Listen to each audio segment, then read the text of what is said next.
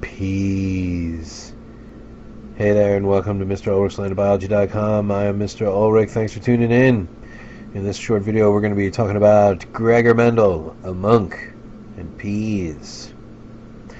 Gregor Mendel was a pretty interesting guy. He was doing his work right around the same time as Charles Darwin, certainly in a different part of the globe, in Austria, right around the mid-19th century. Interesting even that he was able to develop this basic understanding of inheritance of traits. He's considered the father of genetics without ever knowing about the importance of DNA or what is even really going on with the nucleus.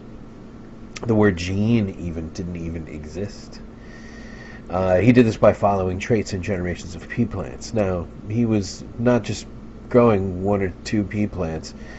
He was growing hundreds and hundreds of pea plants and taking careful count of how many pea plants have which traits by also controlling which pea plants were mating with which by putting little bags over the flowers and then collecting the pollen and painting the pollen onto the pistils of other pea plants. He was fastidious. He even kind of developed a love for his plants, considered them his children. Okay, so he did this by following traits as they passed from generation to generation. He took careful control and careful notes of which plants were mating with whom, and took careful measure of the different offspring from those different test crosses to see whether they had traits like gray and round peas versus white and wrinkled, or if they had white flowers or violet flowers or yellow pods or green pods, or even the placement of the flowers and the tallness of the plant were things that he even kept track of. And the way he would do this is he would take two pea plants that had green pods, and he would cross them and take their green offspring and cross them again, and take their green offspring and cross them, and keep doing that until all of the offspring from the crosses were consistently green. And I would do the same with yellow podded pea plants. Keep crossing them until all of the offspring were yellow podded, and he considered these purebred. And then he would cross them, and lo and behold, all of that first generation, called the F1 generation, all of those pods would be green. And he would take all of those green offspring and cross them, kind of a profoundly unbiblical, mating with their siblings. And that crossbreed between the first generation and that F2 generation, you got the same ratio. You always had 3-to-1 ratios. And it was from following traits like this and doing mathematics that he was able to figure out some pretty basic laws that still hold some value to this day. Mendel was able to determine these laws with some serious limitations in his understanding of what we kind of take for granted now. Things like the importance of DNA, or even the importance of the nucleus.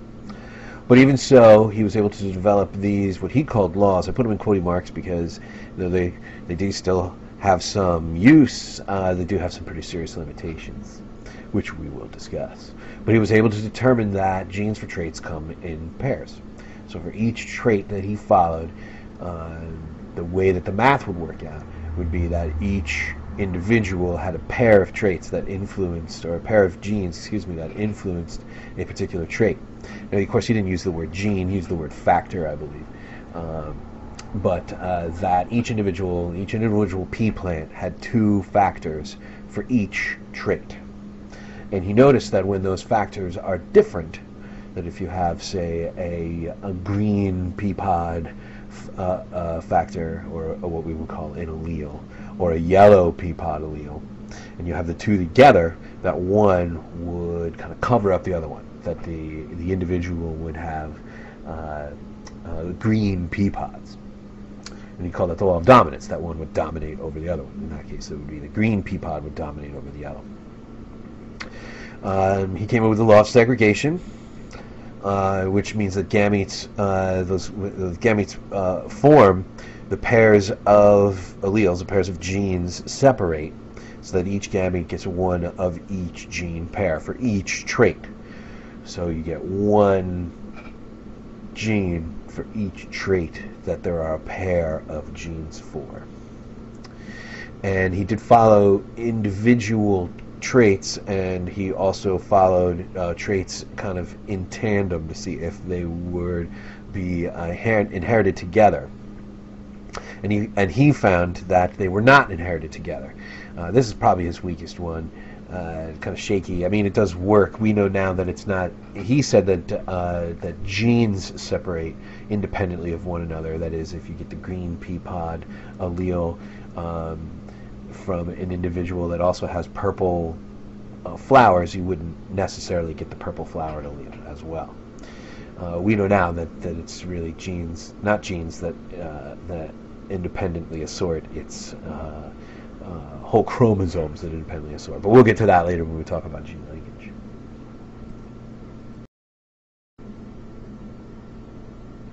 Okay, some more vocabulary that we should go over here. When that pair of alleles has two different individuals, we call it heterozygous. That pair would be described as being heterozygous. Hetero for both, or different, or opposite, other. And zygous referring to a zygote. That means that in the zygote, because we're dealing with a pair of alleles, in this case the pair in the zygote has two different alleles. We also refer to this sometimes as a hybrid, and when we write it down, it's the capital B, little b. Homozygous would be the opposite. That's the same in the zygotes. And this would be when both alleles in the pair are exactly the same. Two big B's, two little b's. That might be two dominant alleles or two recessive alleles, what we would call pure. Speaking of dominant alleles, the dominant allele is the allele that is expressed when there is a heterozygous pair of alleles. So if in the case like we were talking about before, when there is a green pea pod allele and a yellow pea pod allele present, it's the green one that's shown. That's the dominant allele. The recessive allele would be the yellow pea pod. That'd be the one that recedes, that is, as he would describe it, covered up or hidden by that dominant allele. So it's the allele that is not expressed in the heterozygous pair.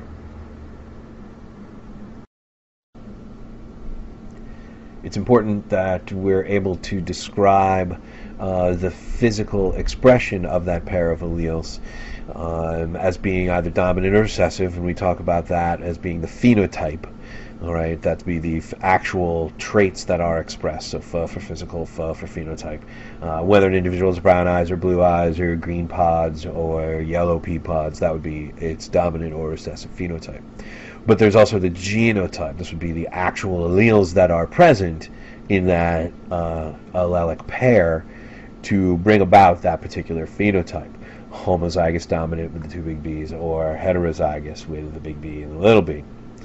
It's important that we can make this distinction because the phenotype doesn't always show the genotype. As I said, the brown eyes can either be homozygous dominant or heterozygous in a genotype, but that phenotype brown eyes would be the same for both those cases.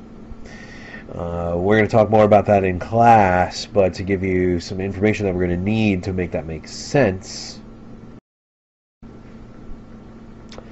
here's kind of some examples of what we mean by the difference here between being able to tell a genotype or a phenotype. So I have a pea plant that is homozygous red.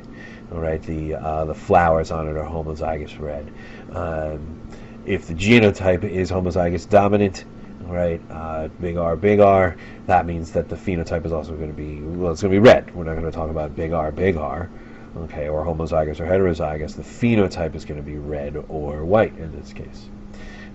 In the case of this heterozygous red individual, the genotype is going to be big R, little r. Okay, so one of each, and the phenotype, of course, will be the same as the homozygous red individual, which would be red. So, of course, there's only one genotype for this homozygous phenotype of white, and that's homozygous recessive, two little r's. we'll get into this when we get into the lab next class. Thanks for tuning in. We'll see you all in class next time. If you have any questions, please give me an email at kolrich@newpaltz.k12.ny.us. And of course, you can always get all the supporting documents that you need to follow along in your notebook on MrUlrichLandofBiology.com. If you have any feedback, please send me some stuff, or anything that I should add to my PowerPoints. Good extra credit for our students. See you in class.